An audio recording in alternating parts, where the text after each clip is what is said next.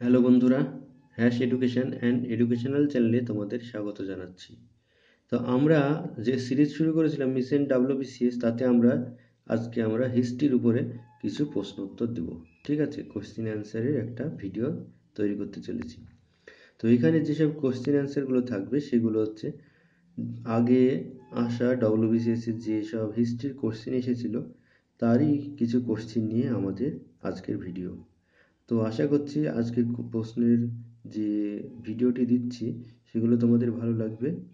যদি ভালো লাগে তো লাইক, কমেন্ট এবং শেয়ার করো, এবং পরবর্তী এরকম আরও ভিডিও পাওয়ার জন্য আমার চ্যানেলে সাবস্ক্রাইব করো এবং বেল আইকনটি ক্লিক করো। ঠিক আছে, তো চলো শুরু করা যাক।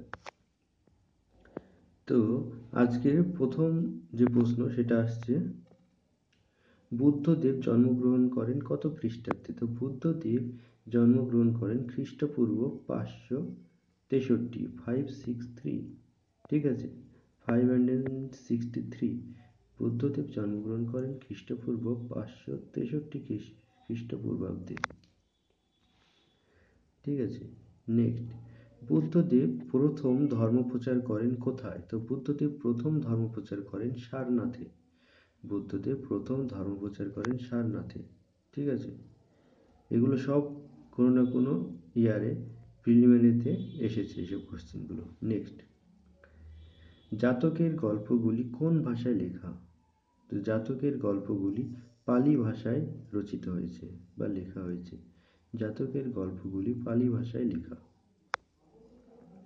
ঠিক আছে, নেক্সট, মহাবীরের মৃত্যু কোথায় হয়? তো মহাবীরের মৃত্যু হয় পাবাপুরী বা পাবানগর বা পাওয়া বা পাবাপুরী বলা যেতে পারে। ঠিক আছে, মহাবীরের মৃত্যু হয় পাওয়া, বা যার অপর নাম পাবাপুরী বা পাবানগর।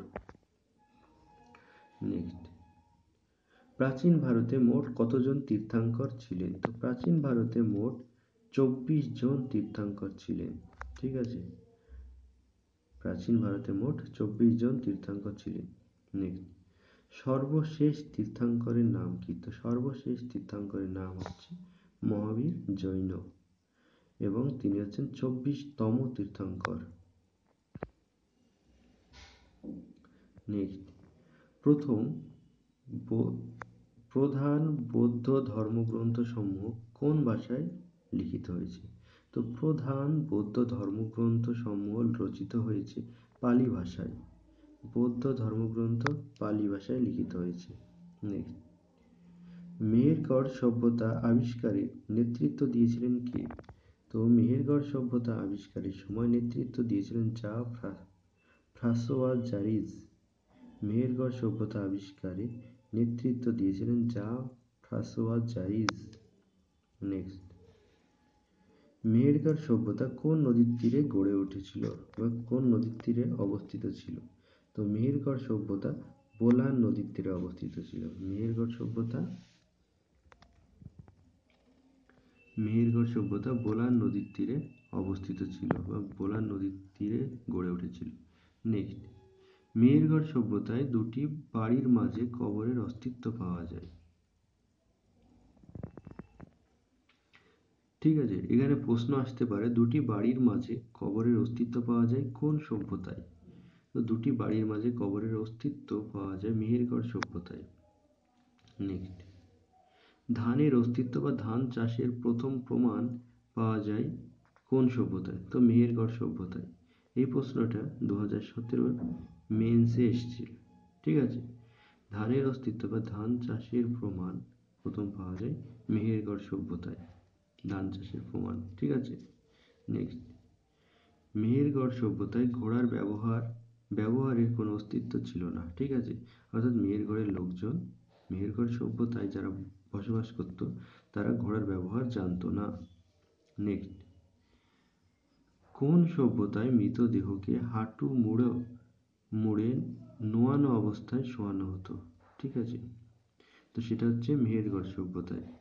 মেহেরগড় সভ্যতায় মৃতদেহকে হাঁটু মুড়ে নোয়ানো অবস্থায় শোয়ানো হতো, অর্থাৎ কবর দেওয়া হতো। ঠিক আছে, নেক্সট, মেহেরগড় সভ্যতায় যে ঘর বাড়ি বানানো হতো তা কি ধরনের ইট দিয়ে বানানো হতো? তো মেহেরগড় সভ্যতার মানুষরা যে ঘর বাড়ি বানাতো সেই ঘর বাড়ি বানানোর জন্য যে ইট ব্যবহার করতো সেটা হচ্ছে রোদে শুকনো ইট। ঠিক আছে, কোনো পোড়ানো ইট নয়, এটা হচ্ছে রোদে শুকানো ইট দিয়ে মেহেরগড় সভ্যতার মানুষরা ঘর বাড়ি বানাতো। ঠিক আছে, নেক্সট। সিন্ধু সভ্যতার অধিবাসীরা কোন ধাতুর ব্যবহার জানতো না? তো সিন্ধু সভ্যতার অধিবাসীরা লোহার ব্যবহার জানতো না। সিন্ধু সভ্যতার অধিবাসীদের কাছে লোহার ব্যবহার অজানা ছিল। ঠিক আছে, নেক্সট। সিন্ধু সভ্যতা কি ধরনের সভ্যতা? তো সিন্ধু সভ্যতা হচ্ছে শহর ভিত্তিক সভ্যতা। ঠিক আছে, সিন্ধু সভ্যতা হচ্ছে একটি নগর কেন্দ্রিক বা শহর ভিত্তিক সভ্যতা। ঠিক আছে, নেক্সট। সিন্ধু সভ্যতার সময়কাল কোন যুগ? অর্থাৎ সিন্ধু সভ্যতা হচ্ছে তাম্রপ্রস্তর যুগে সিন্ধু সভ্যতা ছিল। ঠিক আছে, সিন্ধু সভ্যতা গড়ে ওঠে তাম্রপ্রস্তর যুগে। নেক্সট।